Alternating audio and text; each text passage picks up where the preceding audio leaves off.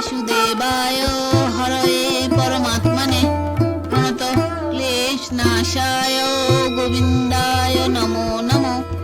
Hello friends, welcome to my channel বৈদিক plan. আশা করি আপনারা সবাই ভালো আছেন, সুস্থ আছেন, আনন্দে আছেন এবং যে যার নিজের জীবন শান্তিতে অতিবাহিত করছেন। বন্ধুরা, আজ আমরা গীতার ৬ষ্ঠ অধ্যায় নিয়ে আলোচনা করব। আপনারা যারা আগের অধ্যায়গুলি দেখেননি তারা পেজে সার্চ করে দেখে নিতে পারেন। তো আসুন মূল আলোচনায় প্রবেশ করা যাক।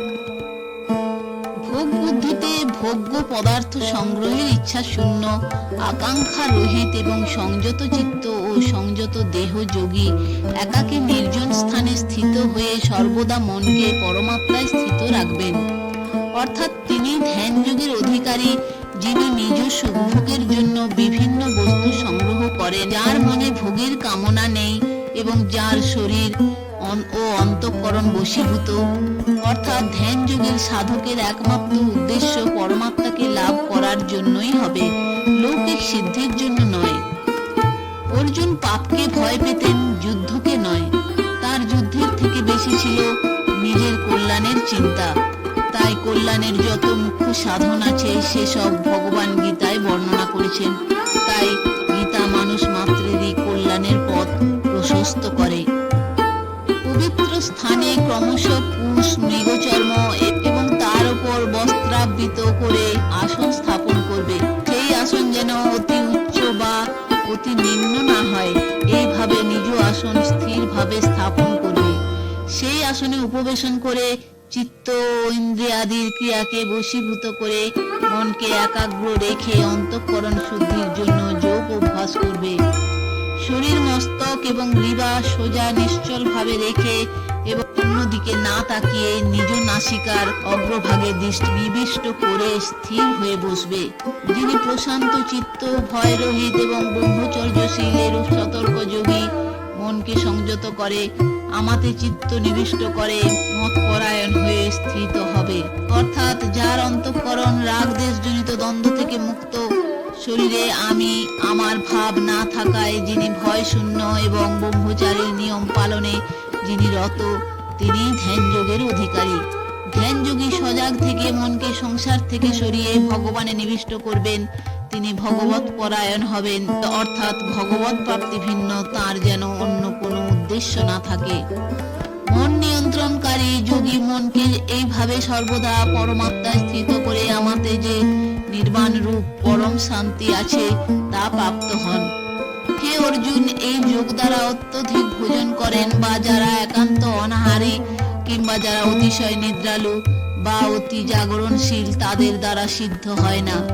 যারা পরিমিত রূপ আহার ও বিহার করেন, কর্মে পরিমিত রূপ চেষ্টা করেন এবং পরিমিত রূপ নিদ্রিত ও জাগরিত থাকেন, তাদেরই এই দুঃখনাশক যোগ সিদ্ধ হয়।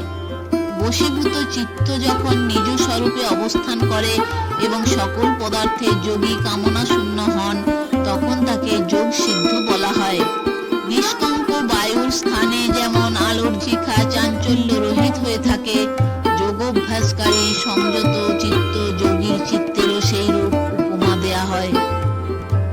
যোগাভ্যাস করলে যে অবস্থায় নিরুদ্ধ চিত্ত নিবৃত্ত হয় এবং যে অবস্থায় নিজের স্বরূপে নিজের আমিকে দেখে নিজেই নিজেতে পরিতুষ্ট লাভ করে।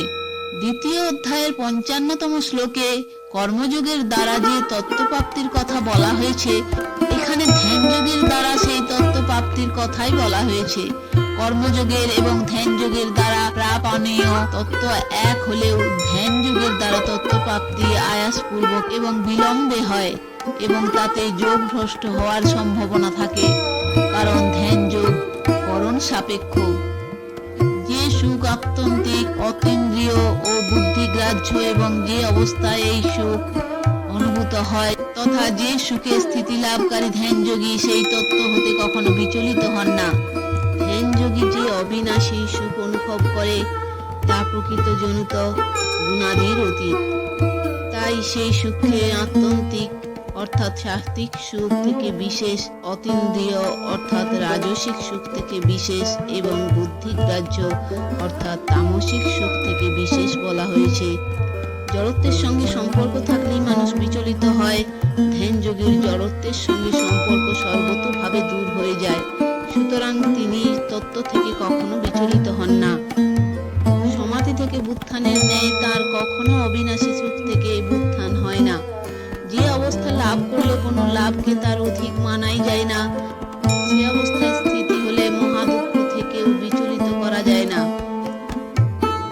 অর্থাৎ যে সুখের লাভের অন্ত নেই এবং হানিরও বিন্দুমাত্র সম্ভাবনা নেই এবং যাতে দুঃখের লেশ মাত্র নেই, তেমন অখণ্ড সুখ প্রাপ্ত হলে তবেই সকল সাধনার পূর্ণতা হয়ে থাকে।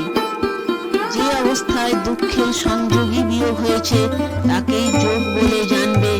সেই ধ্যান যোগ অনির্বিঘ্ন চিত্তে অধ্যাবসায় সহকারে অভ্যাস করা কর্তব্য। অর্থাৎ সংযোগ ও বিয়োগের বিভাগ পৃথক এবং যোগের বিভাগ পৃথক। শরীর সংসারের সংযোগের বিয়োগ অবশ্যম্ভাবী, কিন্তু পরমাত্মার যোগ কখনো বিয়োগ হয় না, হওয়া সম্ভবও নয়। কারণ শরীর সংসার কখনো আমাদের সঙ্গে থাকে না এবং পরমাত্মা কখনো আমাদের সঙ্গ ত্যাগ করেন না। পরমাত্মার এই যোগ সমস্ত সাধকদেরই সাধ্য, অর্থাৎ পরম প্রাপণীয়। সংকল্পজাত সমস্ত কামনাকে সর্বতোভাবে ত্যাগ করে এবং মনের দ্বারা ইন্দ্রিয়গুলিকে বিষয়সমূহ হতে নিবৃত্ত করে। ধৈর্যযুক্ত বুদ্ধির দ্বারা জগৎ হতে ধীরে ধীরে বিরত হবে এবং পরমাত্মা স্বরূপে মনকে সম্যকভাবে স্থাপন করে তারপর আর কোনো কিছুই চিন্তা করবে না। অর্থাৎ সাধক সর্বপ্রথম বুদ্ধি দ্বারা এই সিদ্ধান্ত গ্রহণ করবে যে সমস্ত দেশ, কাল, ক্রিয়া, বস্তু, ব্যক্তি আদিতে এক পরমাত্ম তত্ত্ব চিন্ময় সত্তা রূপে পরিপূর্ণ রয়েছেন। পরমাত্ম তত্ত্ব ব্যতীত আর কোনো কিছুই নেই। তারপর এই সিদ্ধান্ত পরিত্যাগ করে সাধক অন্তর বাহিরে শান্ত হয়ে যাবে, অর্থাৎ কিছুই চিন্তা করবে না, সংসারেরও নয়, আত্মারও নয় এবং পরমাত্মারও নয়। কারণ সাধক কোনো কিছু চিন্তা করলেই তার সঙ্গে চিত্ত থাকবে, চিত্ত থেকে সম্বন্ধ বিচ্ছেদ হবে না। সাধক কাউকে চিন্তা করলে সেটিরই চিন্তা হয় এবং কোনো কিছুরই চিন্তা না করলে পরমাত্মার চিন্তন হয়, অর্থাৎ তার পরমাত্মাতে স্থিতি হয়। যদি সত্যই অন্য কোনো চিন্তা এসে যায় তবে সাধক তা উপেক্ষা করবে, অর্থাৎ তা বজায় থাক বা চলে যাক এরূপ কোনো আগ্রহ যেন না থাকে। তাতে রাগ বা দ্বেষ করবে না এবং সেটিকে নিজের মধ্যেও আনবে না। আমার কিছুই চিন্তা করার নেই, সাধকের এরূপ আগ্রহও রাখা উচিত নয়। সাধকের স্বভাব যেন শত চুপ করার, শান্ত হওয়ার এবং নিজের জন্য কিছু না করার হবে। সাক্ষী ভাব বুদ্ধিতে থাকলেও তার পরিণাম স্বয়ংই হবে। যেমন সৈন্যরা যুদ্ধ করলেও পরিণামে বিজয় রাজারই হয়, সাধকের এই সাক্ষী ভাবও বিনা উদ্যোগে স্বাভাবিকভাবে মিটে যাবে। এক হলো চিন্তা করা, আর একটি হলো শত চিন্তা হওয়া। যেমন ক্ষুধার্ত হলে সত্যই অন্যের চিন্তা হয়, তেমনি সাধক পরমাত্মার চিন্তা সত্যই হওয়া উচিত। পরমাত্মার প্রয়োজনীয়তা অনুভব করলে তবেই তা হয়। কিন্তু সাধকের প্রায়শই এমন দশা হয় যে তাকে পরমাত্মার চিন্তা করতে হয়, কিন্তু সংসারের চিন্তা আপনিই হয়। সংসারের চিন্তা দূর করার জন্য সে বলপূর্বক পরমাত্মার চিন্তা করে। তার পরিণাম এই হয় যে জোর করে চিন্তার প্রভাবও তার অন্তরে অঙ্কিত হয় এবং সংসারের চিন্তাও থাকে। তাতে সাধকের মনে অহং ভাব জন্মায় যে আমি এত বছর সাধনা করছি, অথবা সে হতাশ হয়ে ভাবে এত বছর সাধনা করেও আমার কোনো লাভ হয়নি। সুতরাং সাধক নিদ্রা আলস্য পরিত্যাগ করে চুপ শান্ত হয়ে থাকার স্বভাব লক্ষ্যে রাখবে, কিন্তু কিছু চিন্তা না করলে সাধকের স্থিতি সত্যই পরমাত্মাকে আশ্রয় করবে। এই অস্থির ও চঞ্চল মন যে যে বিষয়ে বিচরণ করে সেই সেই বিষয় হতে প্রত্যাহার করে তাকে এক পরমাত্মাতেই নিবিষ্ট করবে। যার সমস্ত পাপ দূর হয়েছে, যার রজগুণ তথা মন সর্বতোভাবে শান্ত হয়েছে, এই রূপ বন্ধু স্বরূপ যোগীর নিশ্চিন্ত ভাবে উত্তম সাত্ত্বিক সুখ লাভ হয়। এইভাবে নিজ মন সর্বদা পরমাত্মায় সমাহিত হওয়ায় নিষ্পাপ যোগী সহজেই ব্রহ্ম প্রাপ্তির রূপ নিরতিশয় সুখ প্রাপ্ত হন। নিজে নিজেকে পরমাত্মাতে নিয়োগ করার অর্থ হলো কোনো কিছু চিন্তা না করা, অর্থাৎ বাইরে ভেতরে চুপ শান্ত হয়ে যাওয়া। সংসারের চিন্তাও হবে না, পরমাত্মারও নয়।